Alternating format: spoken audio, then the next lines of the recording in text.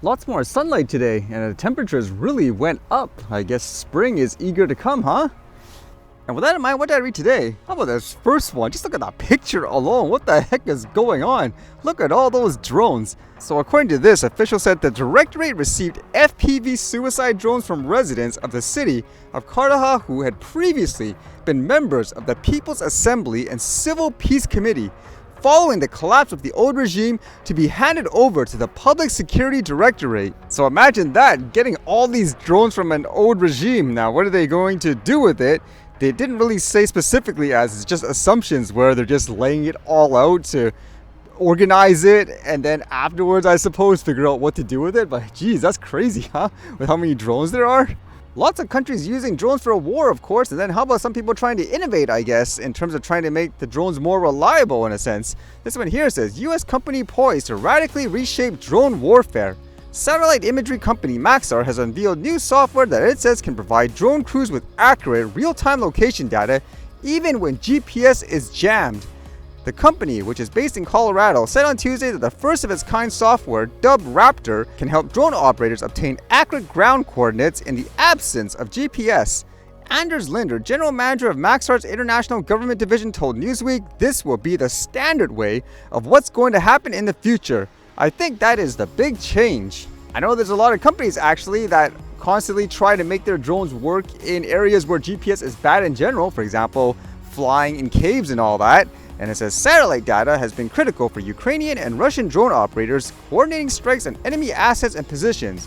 But as drone warfare has defined the conflict, so too have counter-drone systems designed to knock them out. Jamming or fooling of satellite navigation, known as spoofing, have become major obstacles to drone pilots targeting strategic assets close to frontline clashes in eastern Ukraine. To combat counter-drone systems, Raptor provides an extremely accurate three-dimensional map covering 90 million square kilometers of territory, piecing together what is essentially a digital twin of the world, according to Linder. Drones, like those operated extensively by Ukrainian or Russian forces, can access a chunk of this 3D map, showing the specific area needed for a certain mission. For some reason, that makes me think of how a lot of people, if they're going to an area where there's bad internet and so forth, they download the maps offline ahead of time, so when they get to where they need to, they already have that available. It says when flying, an operator can see a visual feed from the drone camera superimposed onto the 3D map, updating the location and obtaining precise coordinates. The software can help drone operators obtain target location data accurate to within 3 meters, a figure comfortably within NATO guidelines for the highest level of accuracy, according to Maxar. I would think too, if this stuff is going to be a standard of sort for these, I guess, military applications, it's reasonable to expect where eventually even recreational drones, for example, will be like this as well, huh? I suppose that should be a good thing overall, isn't it? And apparently this video is going viral where some people thought it would be a good idea to use a drone in a wedding to deliver a harmala, and I guess you can see here, it looked like it was a phantom drone. It makes me wonder, is this actually recent, like this video? Who has like a phantom drone nowadays anyways, just in the closet deciding to use that like for the wedding and so forth? And as you can see here with the video, as the drone tries to deliver, I suppose, the item to the groom, I guess for whatever reason, it doesn't work as intended, and you can see his disappointment and all that.